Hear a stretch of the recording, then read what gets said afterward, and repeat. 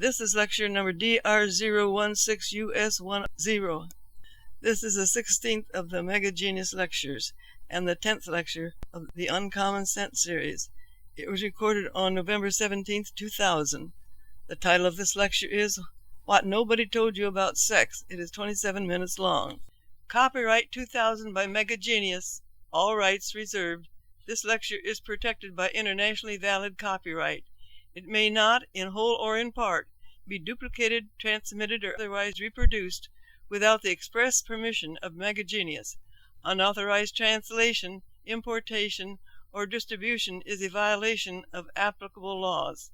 Mega Genius is a United States federally registered trademark and service mark. And now, here is Mega Genius.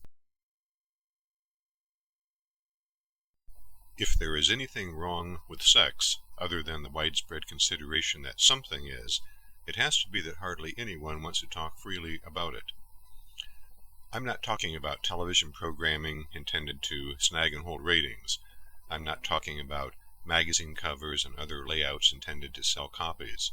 In other words, I'm not talking about advertising intended to sell products.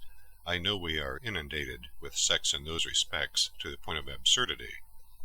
Those approaches are merely designed to attract your attention, and they do.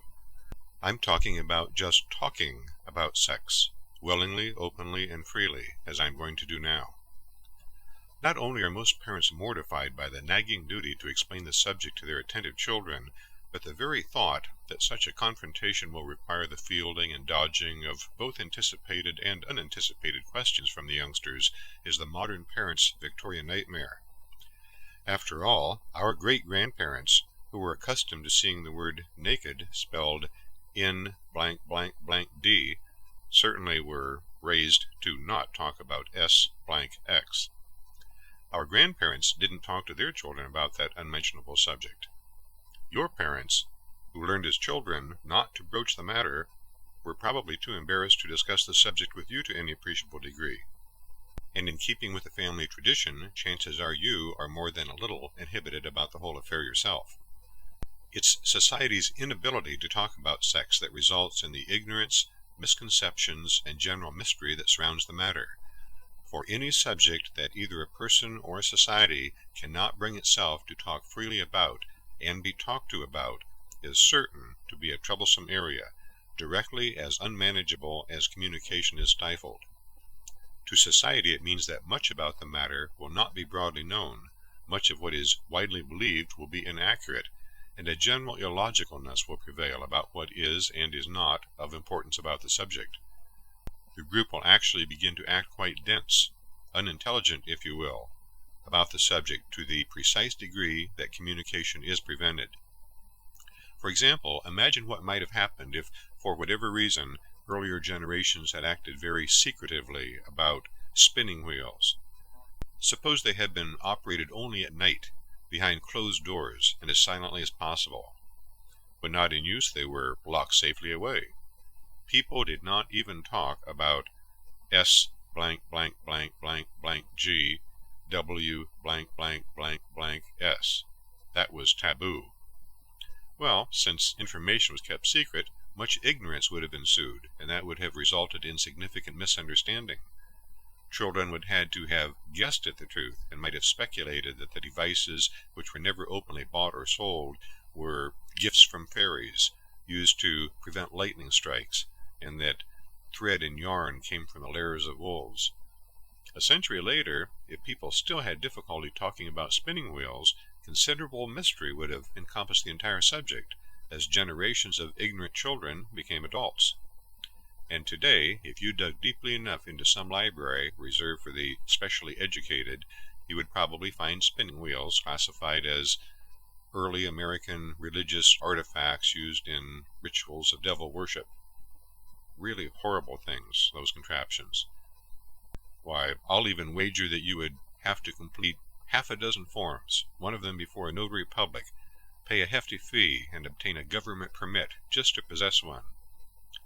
And we're talking about objects and their use that originally had no particular significance whatsoever. That's the illogical sort of thinking that develops when communication about any subject is routinely hidden, stomped upon, and censored. Given society's broad reluctance to engage in open and honest discussions about sex, is it any wonder that it's a veritable hornet's nest, a buzz in the dark closet of man's mind? All prejudice and tiptoeing on the subject of sex aside, let's review a few of the basics of this apparently complex activity of mankind to simplify the matter and promote a more understanding perspective. With the subject completely undressed, here are some of the bare facts. There are two basic reasons for human sexual activity. One is that it provides for the reproduction of human bodies. To think that this is its only valid purpose, however, would conveniently ignore the need for people to engage in intimate physical contact as part of the mating procedure, in contrast to many life forms that reproduce effectively with no direct contact at all, and some that do not even require the existence of a mate. Also, it would fail to account for the value of the 99% of all human sexual thought, energy, and activity that, by chance or intent, does not result in pregnancy. Therefore, reproduction cannot be its only purpose. The other reason for man's sexual activity is that it enables him to experience a unique type of electrical and aesthetic sensation that he enjoys immensely. But to say that the desire to experience sexual sensation is the only reason for the activity would fail to explain pregnancy. Therefore, the enjoyment of sexual sensation cannot be its only purpose. Obviously, then, the reason is twofold. It sometimes results in the development of new human bodies and is a particularly pleasurable sensation. By the way, a closely related sensation-oriented activity that is often conducted in conjunction with sex, or as a substitute, is eating. Accordingly, it is not surprising that many people enjoy treating others to fine meals. Hopeful men seek to wine and dine promising women, and grandmothers are famous for their love of feeding their children and grandchildren. Many people find chocolate, fine sauces, or other favorite foods to be as enjoyable as sex. Now let's look at the physical forms of the participants, which are normally of two types, male and female. Occasionally a person is born with both male and female reproductive organs. The significance we have chosen to assign to that condition is reflected in the length of the word used to describe it, hermaphroditism. All humans are somewhat androgynous, meaning they have characteristics of the opposite sex, or is it only different sex, in varying degrees, both as part of their physical structure and their general demeanor. This has been a sore spot for some members of our older generations who have preferred that men be men, powerful, aggressive, dominant, demanding, and insensitive, and that women folk be obsequious, passive, giggly, barefoot, and pregnant. Thankfully, some considerations have finally changed.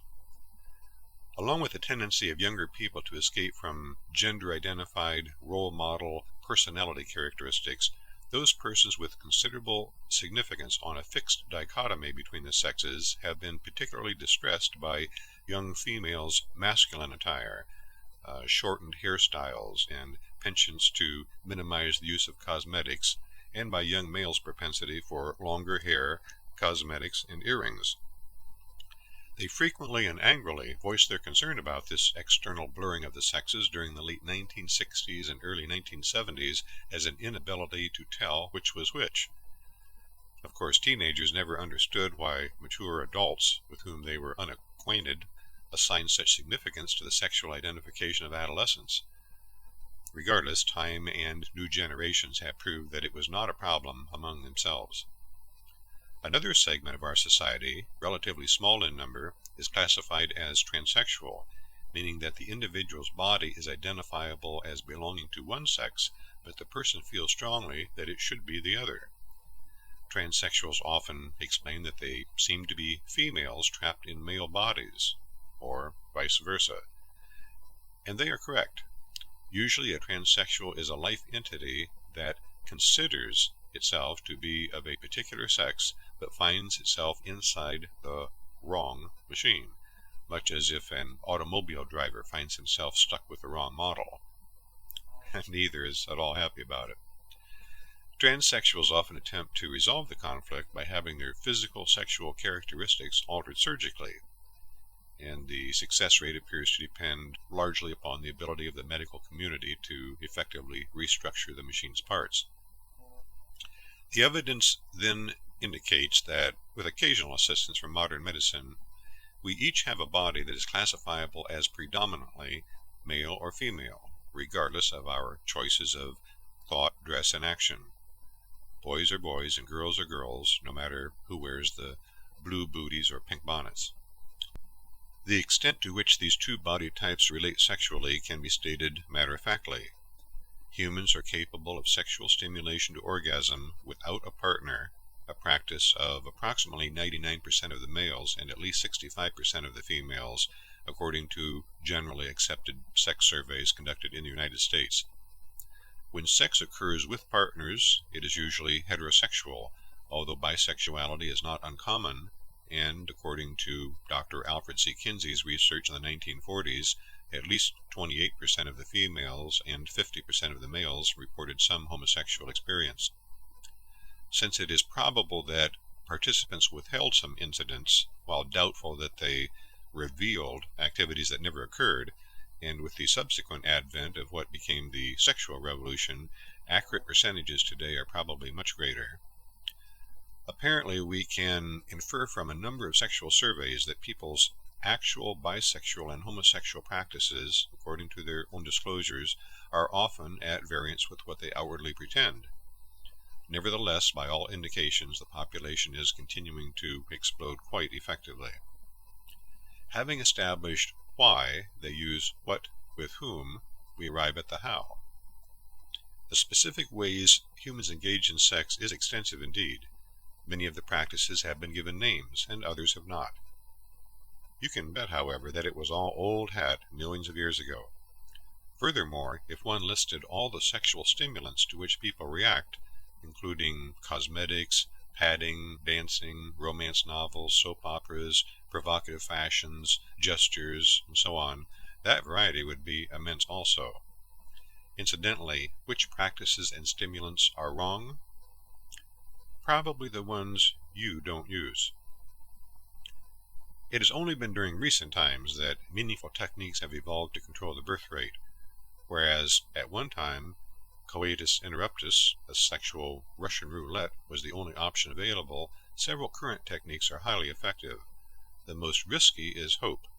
The most reliable is virginity. A possible consequence of sexual activity by even a monogamous individual, but especially among the promiscuous, is the contracting of sexually transmitted diseases. Among the most common of those that directly affect the genitals, which constitute venereal diseases, is gonorrhea, often called CLAP. Most females and about 15% of the males who contract gonorrhea seem not to develop noticeable symptoms.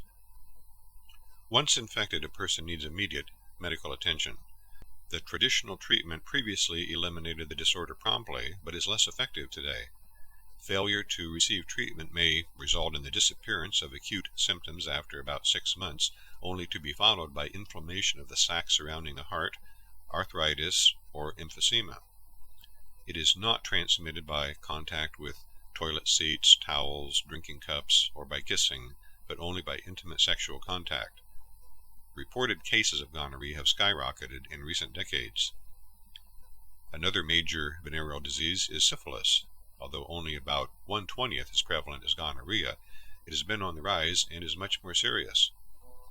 While easily cured if detected in its early stages, if left untreated, it can progress from a chancre in the area of contact to a secondary stage of rash, headaches, nausea, fever, loss of appetite and hair, and eventually to a stage of ulceration, deafness, blindness, paralysis, destruction of the spinal cord, insanity, and death. Many other diseases can also be transmitted sexually, including hepatitis, herpes, and acquired immune deficiency syndrome, known as AIDS, which has been particularly devastating. Increases in radiation, chemicals, and drugs to which the world has been subjected has impaired the general effectiveness of people's immune systems, predisposing them to such a catastrophe. Also, human bodies are particularly vulnerable to ruinous attacks in the area of sexual activity, since that is the key to survival of the protoplasm line. If that line is substantially impaired, so is the survival of the human race. If it is severed, the human race on this planet will cease to exist. At this point in the cycle of AIDS, almost everyone knows someone who has suffered its dreadful effects. My personal introduction occurred in the mid-1980s when the great musical artist Liberace, whom the world knew as Mr. Showmanship, fell ill from the disease. He had taught himself to play the piano by ear at age 4 and was encouraged to pursue a music career through the personal advice of the famous pianist, composer, and statesman Ignace Paderewski. Fine advice it was, too, for Liberace went on to captivate the world with his musical genius, breaking all records at Radio City Music Hall. His television show was carried by more stations than even the I Love Lucy show. The Guinness Book of World Records listed Liberace as the highest paid musician and pianist in the world, a fact clearly reflected by the interior of his Hollywood penthouse and those of his other homes in the Hollywood Hills, like Tahoe, Las Vegas, where the Liberace Museum is today, and Palm Springs, California, where he died. Liberace and I were old show business friends who used to sneak away from the limelight, engagements permitting, to off-the-beaten-path Mexican restaurants for late-night sustenance and relaxing conversation. Off-stage I knew Lee to be a shy, unflamboyant man with a most charitable heart. If he had been more receptive to my advice, he could have survived the disease, but I never tried to interfere with his personal decisions. Liberace was probably the first person of such truly international fame to fall to AIDS, which has since claimed thousands, celebrated and not. Unfortunately, it will claim the lives of millions before it's controlled. Furthermore, I'm sorry to say it will not be the last disease of such a nature, for that's the rocky and pitiful detour our civilization has unintelligently chosen without the benefit of a roadmap of wisdom. So we see that, in addition to AIDS, quite a few types of minute organisms have cleverly evolved ways to ensure the survival of their species by incorporating their life cycles into that of the human race. Despite our having relegated them to some of the lowest levels on the scale of evolutionary development, their attempts to prosper at our expense have been quite successful.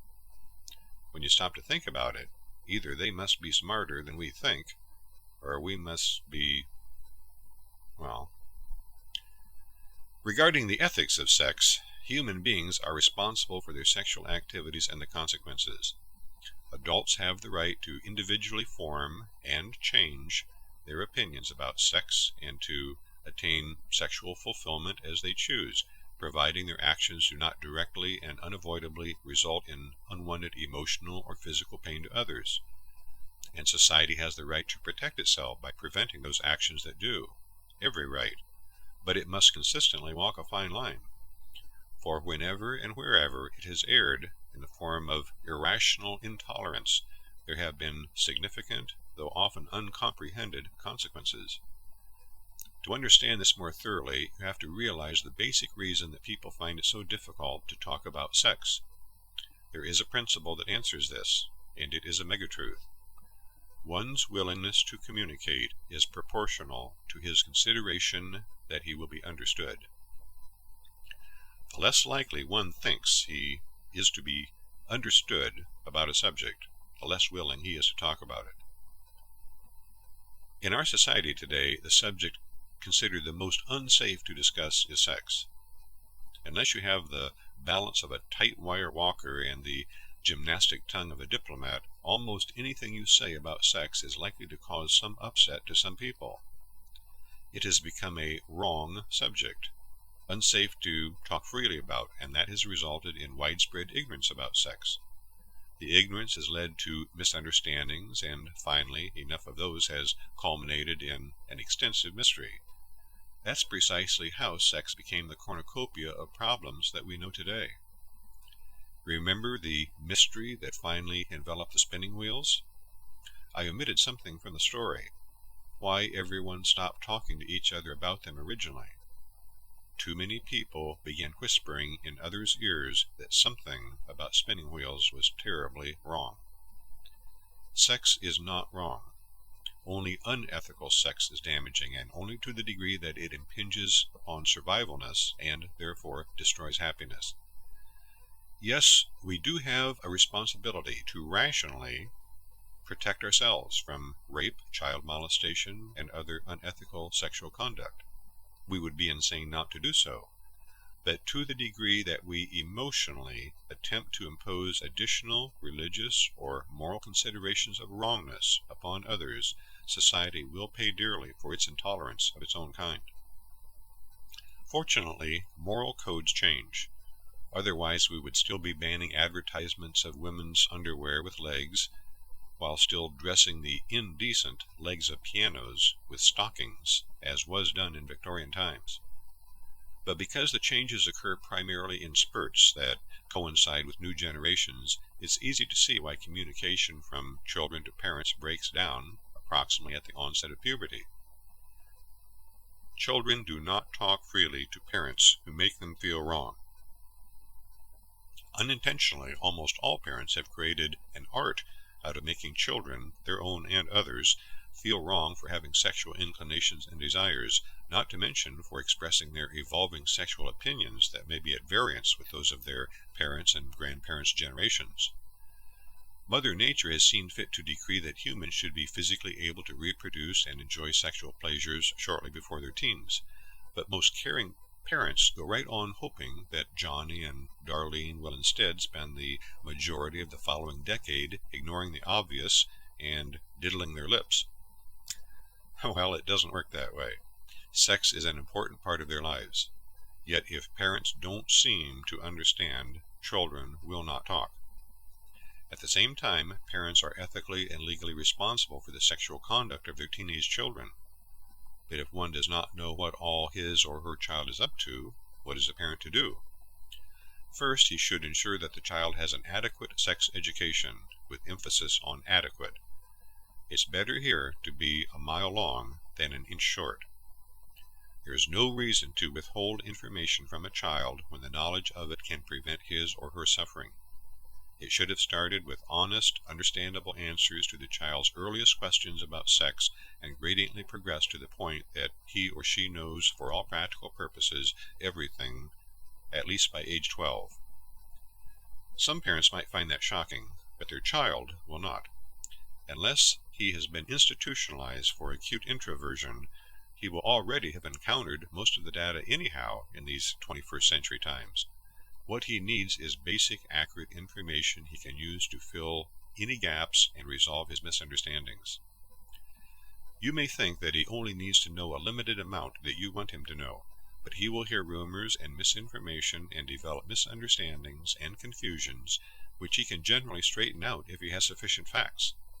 If he does not have all the facts, he will not resolve his misunderstandings, and you will have a more sexually confused child than you realize, because he will not be talking freely to you about it. After all, your lack of communication has taught him that it is not a subject open for discussion. Sufficient information will never suddenly transform an adolescent into an adult. That will happen soon enough. But it will provide him with a base of understanding that he deserves to learn at home, not by twisted bits and fragmented pieces some night when he really isn't where he said he was going. It will help him to place in perspective and deal sensibly with his budding sexuality and its relationship to our society, of which he is already a part. It may even prompt him to try to open communication lines to his parents about sex and, subsequently, many other things they should be talking about. The parent also should intentionally create a home environment in which the child knows from experience that it is safe to discuss the subject of sex, including his questions, inclinations, and opinions. If he wants to, he should be able to talk with his parents about the first time he masturbates, advise them of any sexual advances made toward him by adults, and discuss the extent of his sexual activities. If he thinks he will be made to feel wrong, however, he will not discuss the subject with his parents, and the result will be a less effective relationship for both parties. His sexual thoughts and conduct will still exist and prosper. His parents just won't know what they are, and he will have lost the benefit of their guidance. Even venereal diseases, which can result in tremendous suffering to even monogamous individuals, rape victims and children depend for their continuance on the reluctance of people to report and deal with the infections freely and immediately. These scourges could be annihilated from the planet if only enough of us realize the importance of discussing sex calmly and tolerantly, thereby permitting us as a society to address its many facets in a more civil, intelligent, and survival-oriented manner.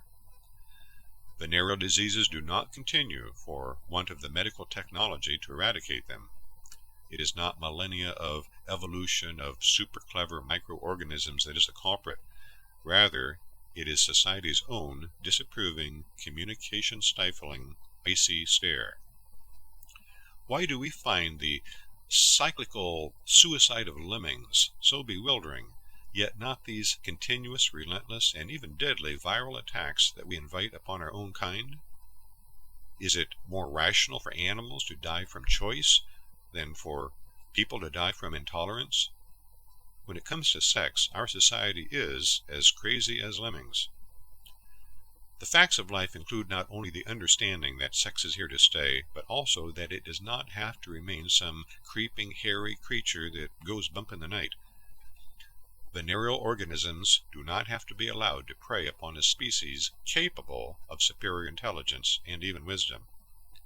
Men, women, and children do not have to live in fear of the gamut of crimes of passion, rape, and child molestation. Family units do not have to fracture and sunder, while adult human beings stand idly by, too mired in their own sexual activities to understand those of their neighbors and friends whom they love. It really does not have to continue, but it will continue as long as we are afraid to talk openly about sex for fear of what others may think or say, and as long as we are unable to listen to the diversified views of others about sex, without automatically insisting that each thought or opinion that is not in complete accord with our own is irrefutably wrong. Consequently, when people begin to discipline themselves to talk openly and listen attentively about sex, while encouraging others to do likewise without fear of criticism, small miracles will appear, information will be revealed, ignorance will be replaced, misunderstandings will resolve, understanding will result. A dark-drenched mystery of anger, pain, and fear will gradually evaporate. There is a future of ethical, enlightened sexuality for mankind on the horizon, and it is being formed from our thoughts and opinions this very day. By being as tolerant of others as you would wish them to be tolerant of you, you can do your part to make it so.